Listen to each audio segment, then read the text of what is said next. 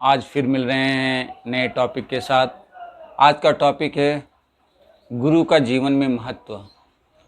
आपको तो पता है कि जन्म लेने के बाद में जब माँ बाप उंगली पकड़ कर चलना सिखाते हैं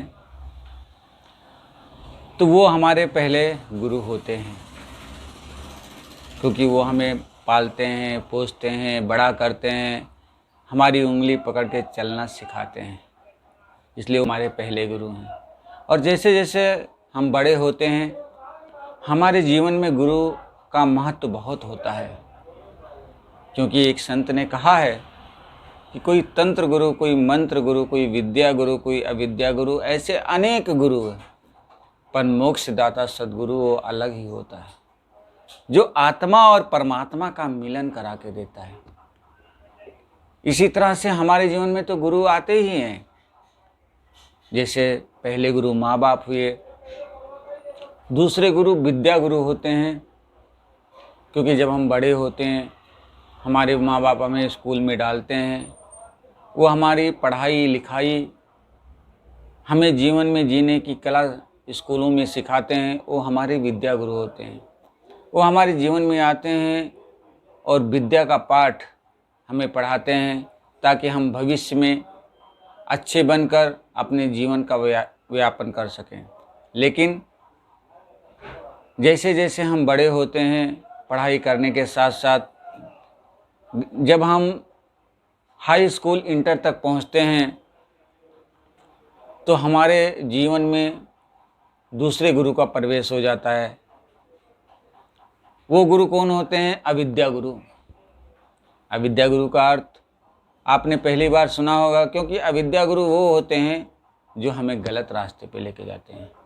उदाहरण के रूप में, जैसे कोई व्यक्ति है, उसे किसी चीज़ का नशा नहीं है, लेकिन लोग मिलते हैं, कहते हैं कि थोड़ा सा ले ले, बहुत मज़ा आएगा, और हम उसकी बात मान लेते हैं, वो हमारे गुरु बन जाते हैं, क्योंकि वो हमें धीरे धीरे नशा करना सिखाते हैं। और नशा जैसे जैसे जीवन में आता है हमें उसकी लत पड़ जाती है। उसी तरह से अगर हम जुआरी का साथ ले लेते हैं, वो भी अविद्या गुरु हैं, क्योंकि हमें जुआ खेलना सिखाते हैं। जुआ जीवन में बहुत बुरी बात है। उससे भी कोई होता है तो शराब पीना सिखाते हैं। ऐसे जीवन में जो गुरु आते हैं उन्हें हम अविद्या गुरु कहते हैं, कि वो हमें गलत रास्ते पे ले जाते हैं। चोरी करना सिखाते हैं। चोरी है, लूट मार है, दंगे फसाद है, गलत रास्ते हैं, इन सब में हमें लेके जाते हैं। वो हमारे जीवन में अविद्या गुरु आते हैं। और धीरे धीरे जब और बड़े हो जाते हैं, जैसे जैसे हमें बड़े हो जाते हैं, तो उसके बाद में हमारे जीवन में तंत्र गुरु आ जाते हैं। तंत्र गुरु का अर्थ होता है कि जैसे परिवार में हम रहते हैं, लोग हमें भ्रम करते हैं, हमारे मन में शंकाएं आती हैं, हमारे मन में विचार आते हैं। वो विचार क्या आते हैं कि हमारे घर में किसी को भूत ने पकड़ लिया, प्रेत ने पकड़ लिया, भ्रमों का मन में वास हो जाता है। और जैसे ही भ्रमों में वास हो जाता है तो उस भूत को भगाने के लिए हम तंत्र वाले के पास जाते हैं, कि तंत्र मंत्र के द्वारा वो भूत दूर हो जाएगा। ऐसे तंत्र गुरु हमारे जीवन में आ जाते हैं। लेकिन उससे भी जब हम आगे चलते हैं तो हमारे माँ बाप हमें कहते हैं कि हमारे कुल गुरु हैं, और भी बहुत से प्रकार के गुरु हैं जो मंत्र देकर हमें मंत्र देते हैं। जैसे आपको मालूम है कि मंत्र देने के बाद में हमें बंधनों में डालते हैं कि ये मत खाओ, ये मत करो, वो मत करो।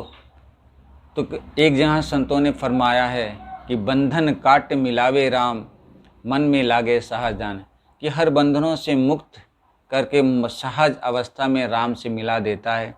वही गुरु से सही होता है। तो ये जितने भी तंत्र मंत्र देने वाले गुरु होते हैं, क्षमा करना, मैं किसी की अवहेलना नहीं कर रहा हूँ, लेकिन हकीकत बता रहा हूँ कि तंत्र मंत्र देने वाले गुरु भी हमारे जीवन में आते हैं। और आखिरी समय जो हम परमात्मा से वचन दिए रहते कि मैं तुम्हें जानूंगा, मैं तुम्हें पहचानूंगा, वो गुरु मोक्षदाता होते हैं। क्योंकि संत ने कहा है कि गुरु गोविंद दो खड़े, काके लागों पाएँ, बलिहारी गुरु आपने, गोविंदियो लखाए। ये ऐसे गुरु के चरणों में अपने जीवन को लखाना चाहिए जो हमें गोविंद की पहचान करा के दे। तो परमात्मा की पहचान कराने वाले जो गुरु होते हैं उनके विषय में हम अगले वीडियो में आपसे चर्चा करेंगे। आज का विषय यहीं पे समाप्त करते हैं, फिर मिलेंगे नए टॉपिक को लेकर अगले वीडियो में। अगर आप इस वीडियो को देख रहे हैं, कोई सुझाव है, कोई बात है, तो आप कमेंट बॉक्स में लिख के हमें ज़रूर बताइएगा। और पहली बार अगर इस वीडियो को देख रहे हैं तो मेरे चैनल को सब्सक्राइब कर दीजिए, लाइक कर दीजिए और अपने दोस्त मित्र परिवार वाले हैं उनको शेयर ज़रूर कीजिएगा, ताकि वो आध्यात्मिक से जुड़ते रहें। और आध्यात्मिक जीवन का सबसे बड़ा खुराक है। शरीर के लिए तो हम खाना खाते हैं, लेकिन आत्मा की खुराक क्या है उस विषय में भी हम आपको बताएंगे। तो ऐसे बहुत सारे टॉपिक हैं जिसको लेके हम आपके सामने आएंगे। तो आज इन्हीं वचनों से आपसे विदा लेता हूँ। नमस्कार।